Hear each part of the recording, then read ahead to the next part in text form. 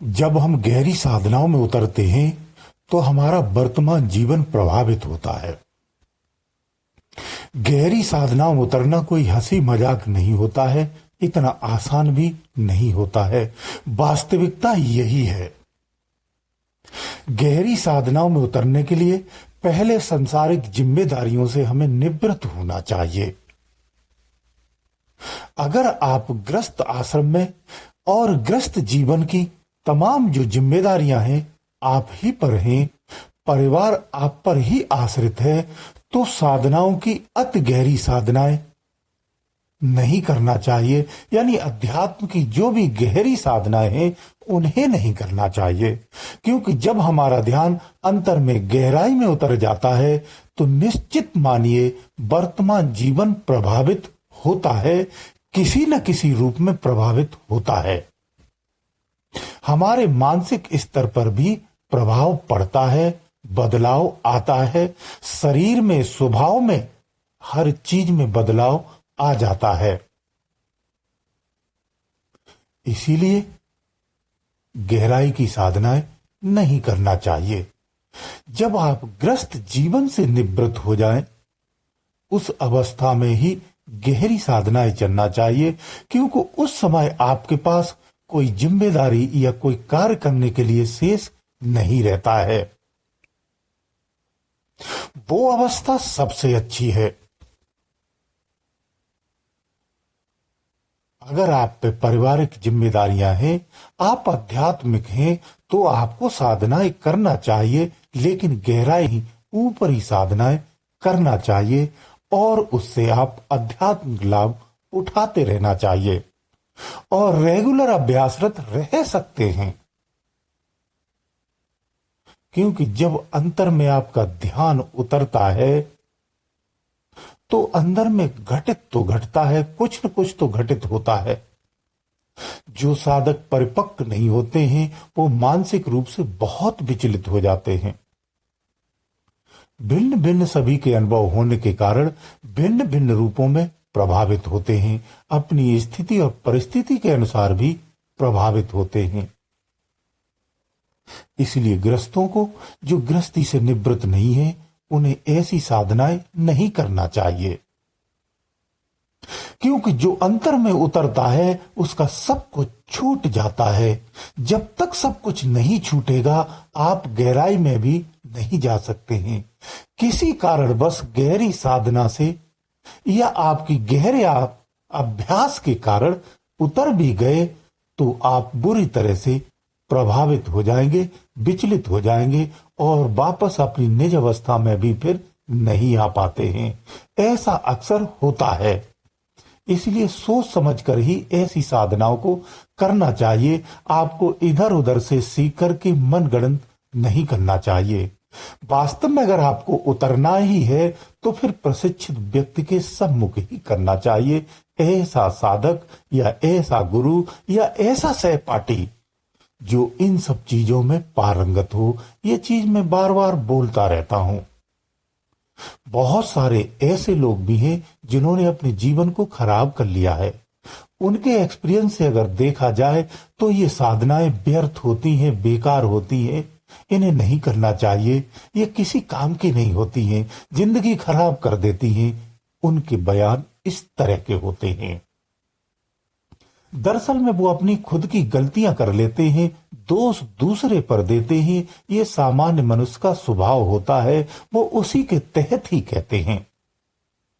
आपने सही समय पर सही विधि से और सही जानकार व्यक्ति के सम्मुख होकर के अगर इन्हीं विधियों के अनुसार सही ध्यान प्रक्रिया अपनाई होती तो शायद आपके साथ इस तरह की घटनाएं नहीं होती। अगर होती भी तो आपको संभालने वाला होता, क्योंकि जब आप ध्यान में उतरते हैं, ध्यान में उतरते समय जो घटनाएं घटित होती हैं उस स्थिति को संभालने वाला तो चाहिए होता है। इसीलिए गुरु की प्राथमिकता कही गई है।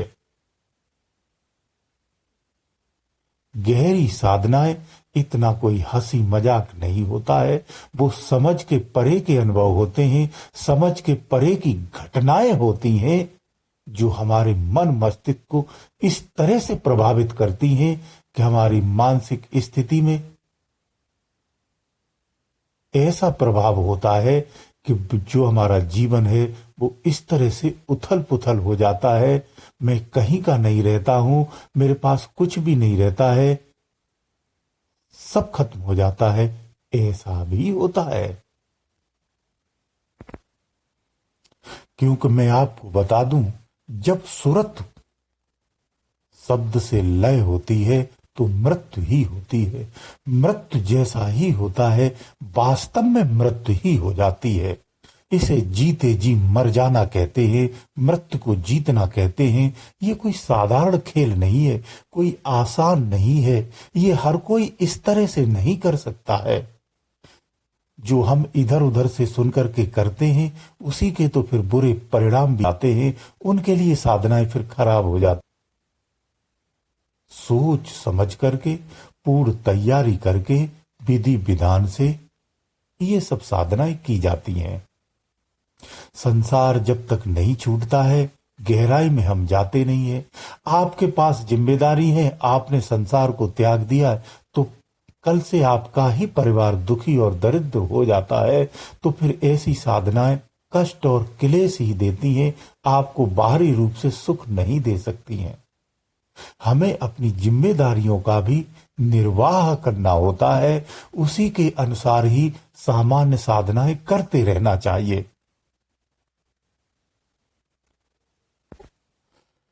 गृहस्थी चलाने के लिए असंख्य आवश्यकताएं होती हैं।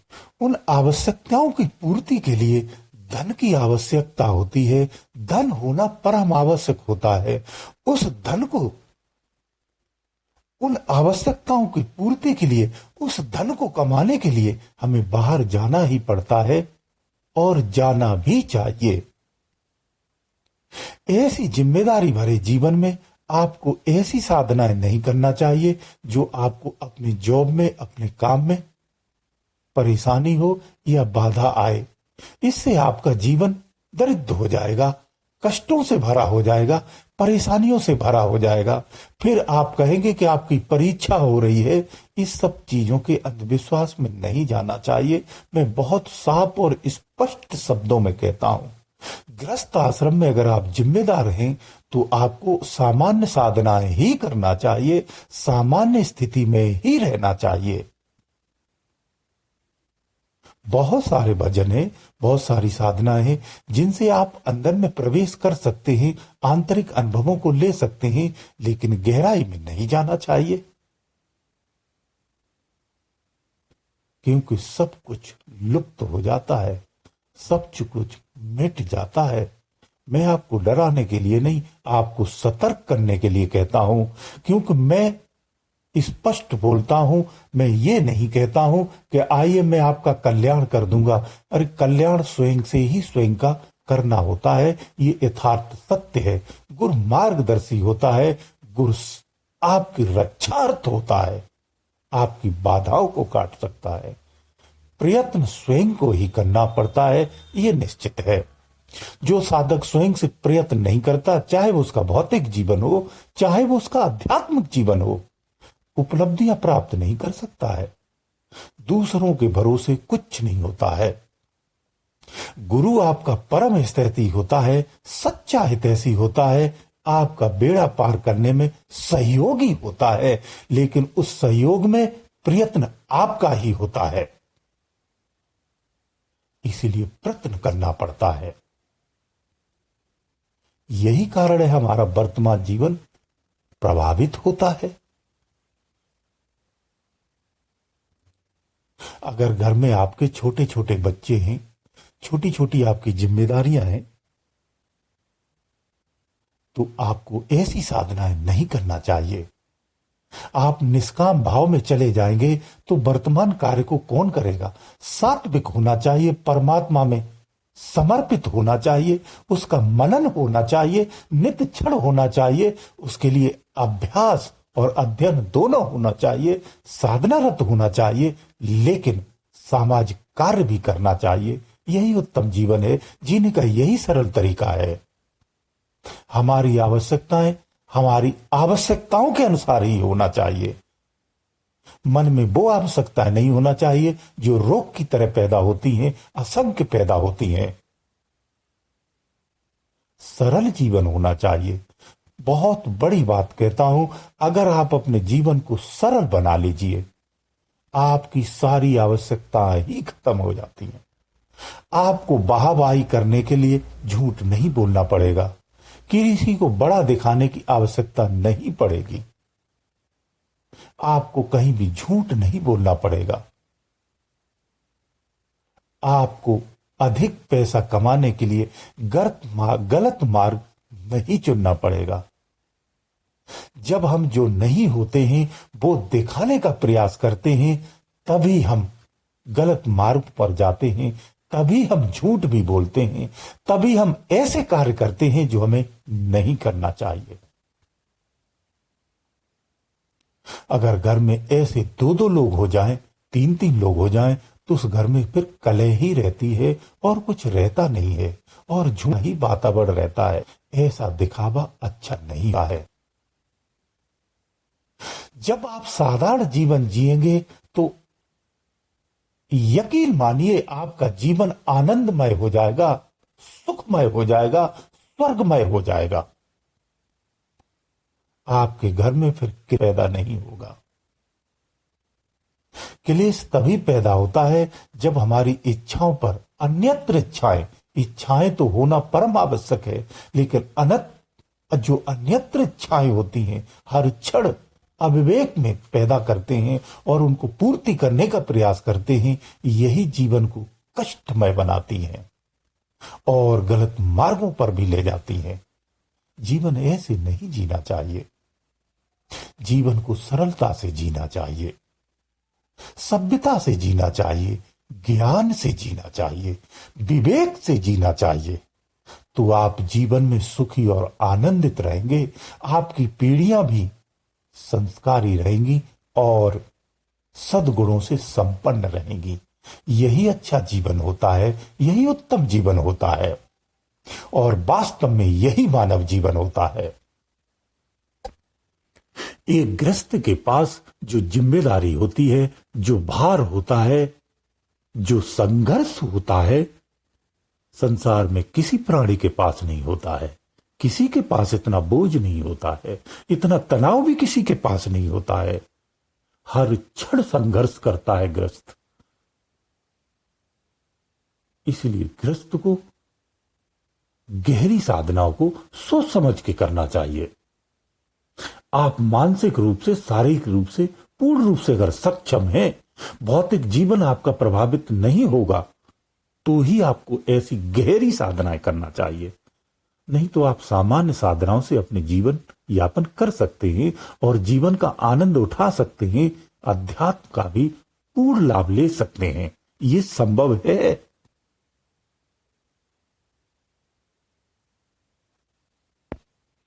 तो इस प्रकार से गृहस्थ के लिए गहरी साधनाएं व्यर्थ होती हैं। अब दूसरा प्रश्न आता है कि सफल साधना किसे कहते हैं? सफल साधना से क्या तात्पर्य? देखिए, ऐसा है, जो ब्रह्म की खोज में जाता है, मैं उस साधना की बात कर रहा हूं।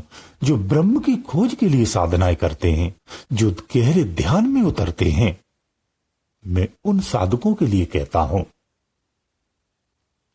आप कितने भी ध्यान की गहराई में उतर जाइए, आप कितने भी अनुभव प्राप्त कर लीजिए, अनुभव से अनुभूतियां प्राप्त कर लीजिए, आप तरह तरह की रिद्धियों सिद्धियों को प्राप्त कर लीजिए, आप ज्ञान का भी भंडार हो जाइए, विज्ञान का भी आभास कर लीजिए, आप सब कुछ कर लीजिए, लेकिन साधना में अगर आप गहराई में उतरने के पश्चात भी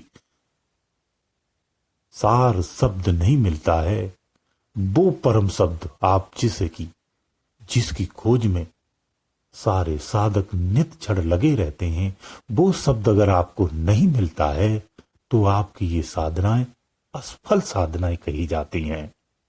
ये सफल साधनाएं नहीं होती हैं, क्योंकि साधना का लक्ष्य ही शब्द में लय होना होता है।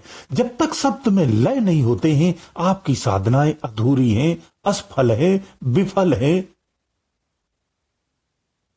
और नाकाम भी कह सकते हैं। साधनाओं की सफलता तभी होती है, सफल साधना उसी को कहते हैं जो शब्द को प्राप्त कर लेता है और उसमें स्वयं को लय कर लेता है।